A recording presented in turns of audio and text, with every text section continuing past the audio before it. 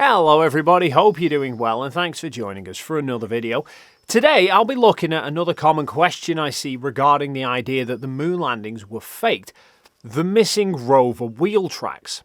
Now, the lunar rover was the vehicle carried by later missions, Apollos 15, 16 and 17, in order to allow the astronauts to travel further and collect rock samples from a larger area of the lunar surface. But quite a lot of people point out that in some of the photos where you can see the rover, there's no wheel tracks left behind, despite the fact that the astronauts are leaving boot prints. So surely if there are boot prints, then there should be wheel tracks, and therefore the lack of tracks to them is clear evidence it's fake. I've had a couple of people question this. Granted, it's not the most common question that I get asked about the lunar rover. Probably the most common question is how did they fit that big car inside the lunar module along with everything else? The answer to which is basically the same as how you get a large kid's stroller inside a small family car. The rover folded up and was stored in the descent stage of the lunar module. It was designed to be lowered down and unfolded, though this is only the chassis, the wheels, the seat and center console, as we see in these photos from Apollo 17. The TV camera unit, the large antenna and the rear storage boxes had to then be attached afterwards. It's probably the most expensive piece of flat pack furniture ever created. If anybody wants to see the footage of them unfolding it, simply Google lunar rover deployment. But we can see in those photos of it first unfolding in Apollo 17, it's leaving tracks behind it. And in reality, in many of the photos where you can see the rover, there are tracks clearly visible. For example, photo 11787 from Apollo 15 shows the lunar rover off in the distance near the scientific experiment, and you can follow the tracks from its wheels right the way back towards the camera. 11490 from the same mission is taken from next to the rover looking across the back of it, and the tracks are right there. Photo 17788 from Apollo 16, tracks are clearly visible. 17390, the tracks are a bit harder to see in this one because the photo is quite bright and there's not much definition to the tracks, but if I darken the photos slightly, they become visible. Photo 17669 shows the rover with the tracks behind it. They disappear from view down the dip, but then can be seen on the opposite side of the crater. However, people will then look at photos like this one, 21099 from Apollo 17, and ask where the track is. Well, this particular photo is actually at the front of the rover. This box in the upper right corner is the base unit of the TV camera, and you'll notice the shorter dust guard with the American flag on it. Well, if we look at photos 443 and 444 from the same mission, you can see that the shorter dust guard with the flag on it is actually at the front. So this photo has no tracks because it's looking at the surface right in front of the rover where it hasn't yet driven. However, people will then also look at photos like 444 and point out that there's only tracks from the rear wheels, not the front, which to them seems suspicious. But actually the front tracks have just been covered over by the astronauts' boot prints. The lunar surface is obviously dusty in order to leave boot prints. However, what the astronauts would do is both drive the rover to a location and stop to sample the area, collect rocks and such. But both astronauts would get off the rover, one on either side. And you'll notice that the rover's wheels are outboard of the chassis rather than underneath it. So when the astronauts get off the rover, they stand right between the front and rear wheels, right where the tracks from the front wheels would be. And when they would then get off, they would either head to the back of the rover where the storage boxes were. This seems to be where a lot of the equipment was for collecting samples.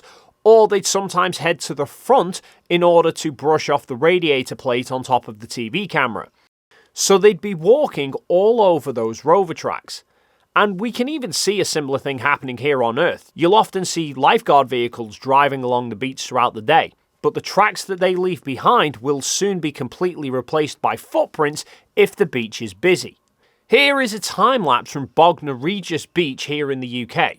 You can see early in the day there's these tracks that have been left in the beach from those boats, but by late afternoon they're completely gone because people have been walking all over them. And what you'll notice is when the astronauts were moving around on the moon, their movements would often shift dust away just above the surface. And because there was no atmosphere and only 1/6 gravity, the dust wouldn't cloud up right next to the astronauts like here on Earth. It instead streaks out across a much wider area. So if the astronauts walked directly across the tracks, then their boot prints would basically replace the tracks in the dust. But if they moved around just within the region of the tracks, then the dust that kicked up would start to fill in the tracks. So what you'll notice looking through the photos is that whenever you see the rover without tracks that start immediately behind the wheels, there's always a lot of boot prints. It's either wheel tracks or boot prints. I haven't seen a single photo where there's just the rover and no prints of any kind around it. For example, here in photos 17621 to 623, these are photos taken by Charlie Duke showing John Young at the rear of the rover. Now the left-hand wheel track is clearly visible because you can see where Duke's footprints, he's got off the rover and then walked around to the front of it. I think he was going to aim the antenna towards Earth for the TV camera, which he mentions on the radio just before they park up. No, the crater's over to the left. I don't know where the crater is. Why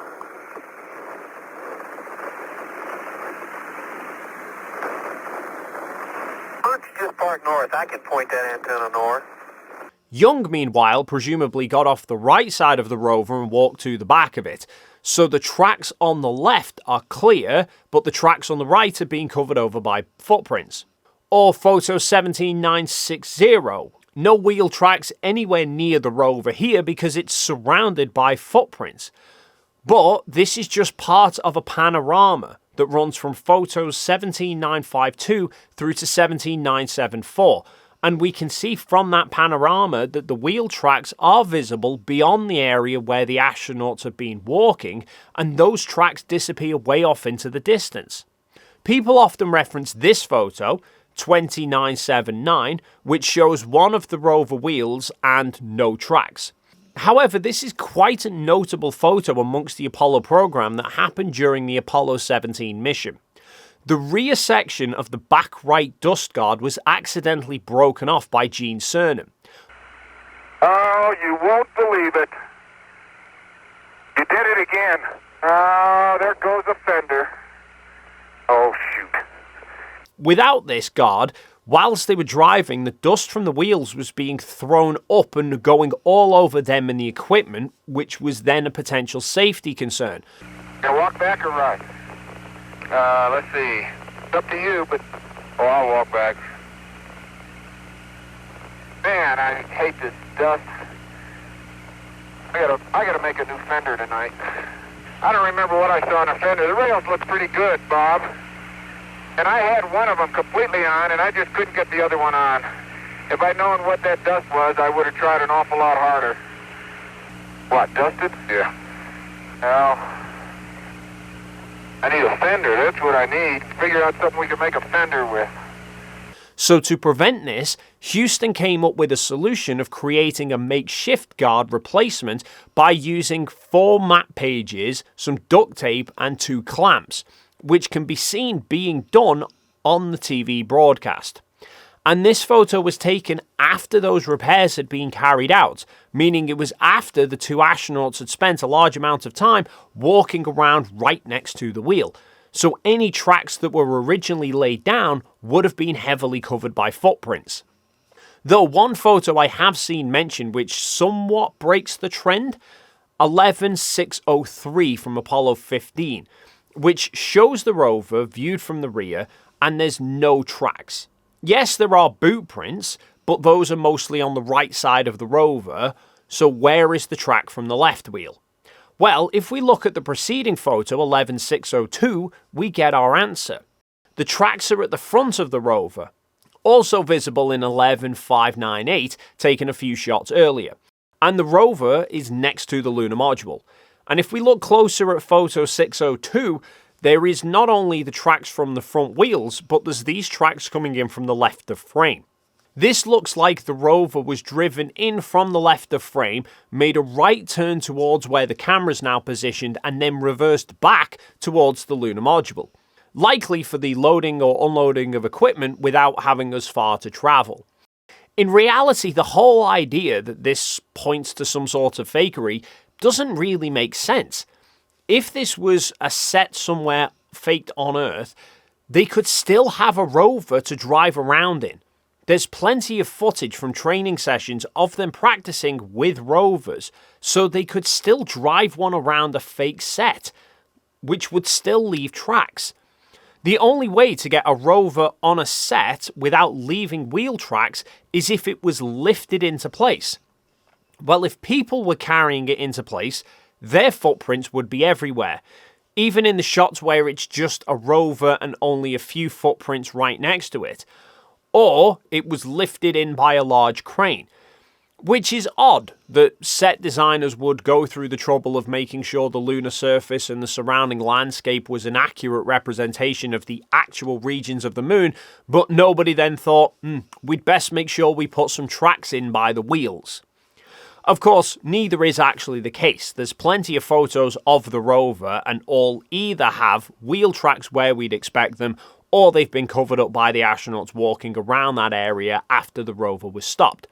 But the tracks are still visible further off in the distance.